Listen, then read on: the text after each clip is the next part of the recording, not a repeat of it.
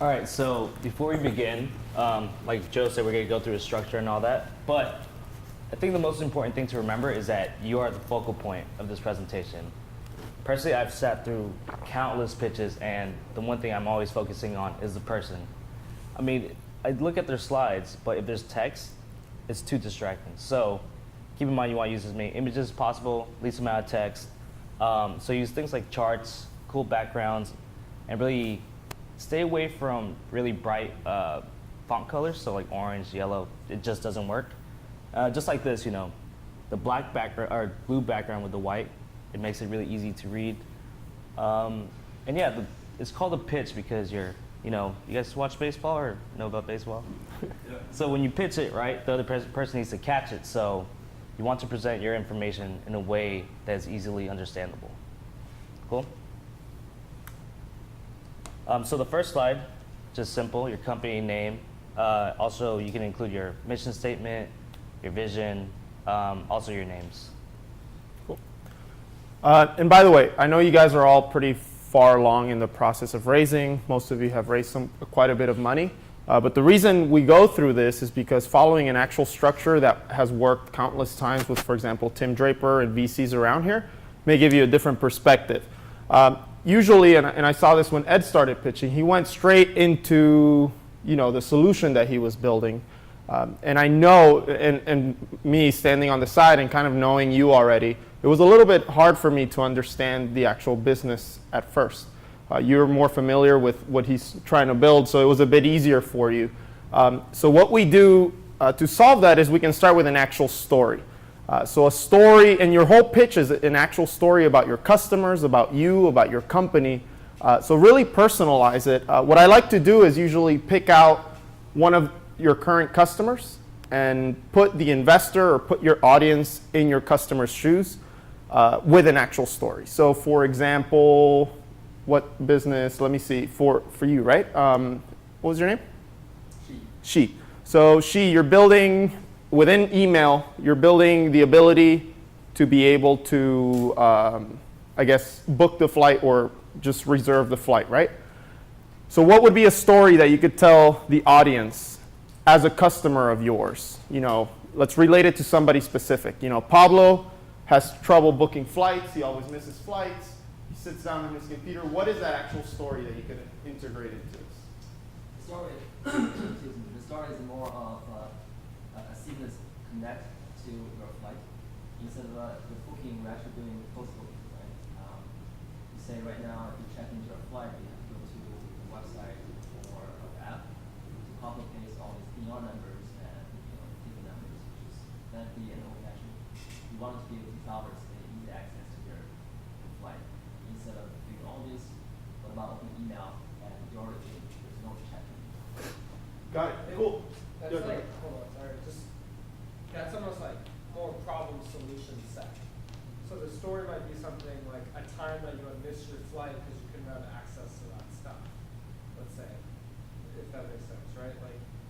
Like man, it was so hard for me to book my flight last time. I missed my brother's graduation from college because like some sort of thing that doesn't give it away right there. Like personalized experience. Exactly. That caused you to want to do it. And a lot of times the story should kind of allude to what that problem solution set's going to be, but it also is the time for you to emotionally sell them and make it so it's teed up so that they want to pay attention to what you're going to be saying next. And it should also explain why it is that you're the person who's going to be solving that thing. So it sets the course for what you're going to be doing. Awesome. Yeah, so that's perfect. So the emotional power is something we touch on for audiences, whether you're sitting down with just one investor, several investors. It helps put them on the shoes of your customer, of the actual story, of you, why you started. So do you want to try that again with maybe a story? Absolutely. The story I'm telling you is my personal flight experience. On the way from Tel Aviv to San Francisco, I realized it's a long haul flight, and all I need is a seat with more extra legroom. And I went online to allowed.com, and that experience turns out to be a nightmare. Right? It takes me like 7 pages and 8 minutes, 40 clicks, just to be able to log in and see what is relevant to me. And then I decided if something wrong, we can change that. Perfect. I think that was way better, and it helps you put into perspective. Anybody else want to give a shot to their story? I'll call on someone. But How about your story, Juan? I could. I would rather you guys do it, but I could create a story or one for example, for Kevin's business. Sure, I can Yeah. do mine.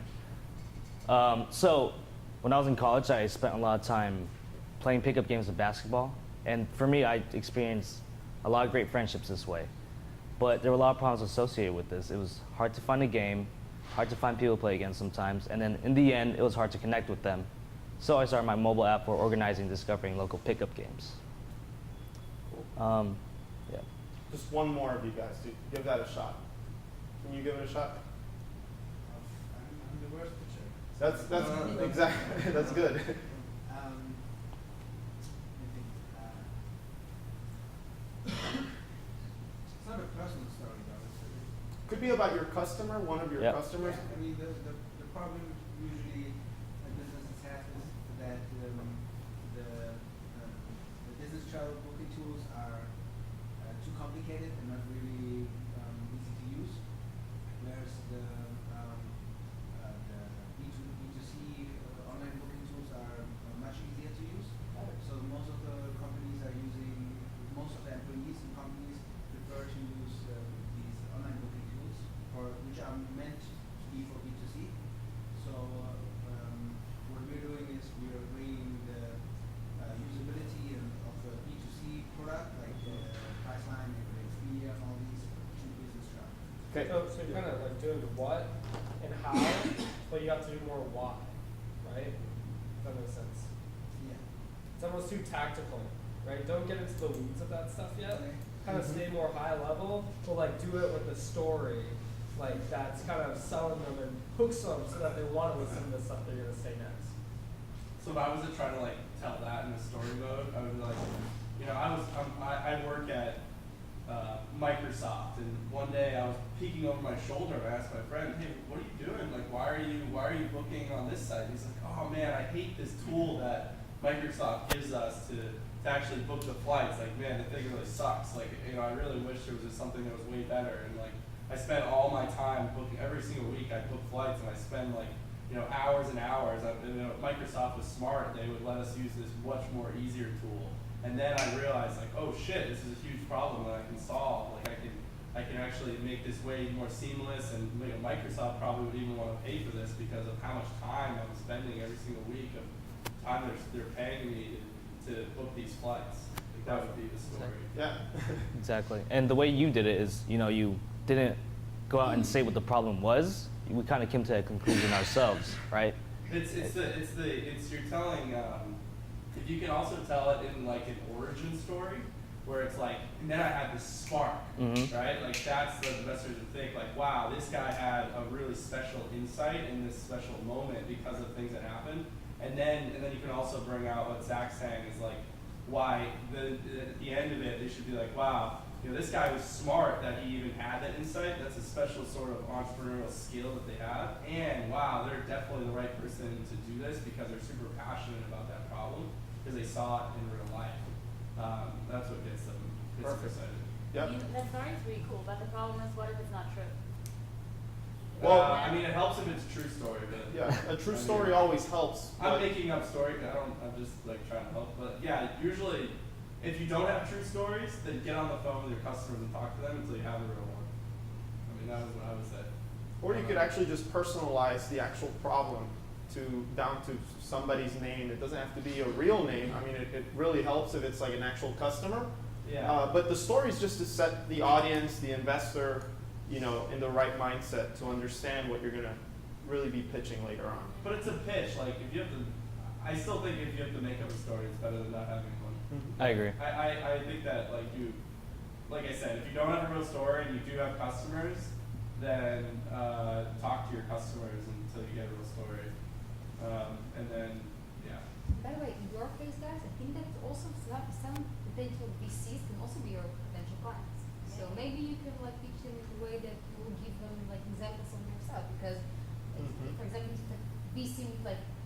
partners and everyone always travel, around the world. So ask them, what are your Yeah. options when you're like book a flight and go to an OTA or go to agency, right? What else can bring you a better option?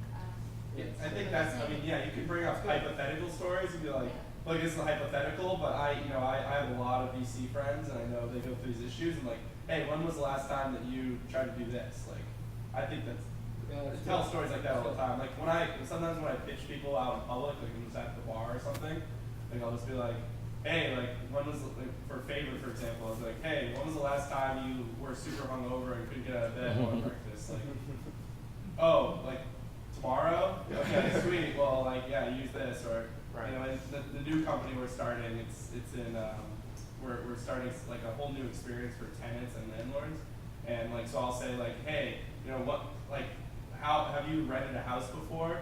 Right? Like, when you wanted to get that house fixed, like, how much of a pain in the ass was it? Right? And then they'll be like, oh yeah, actually, like my landlord's a shitty, like super shitty. And then like, yeah, and then I'll be like, yeah, we're solving that problem. So you just try to relate to people. Exactly. And Cool. See what I call it the emotional. I call it strumming the heartstrings.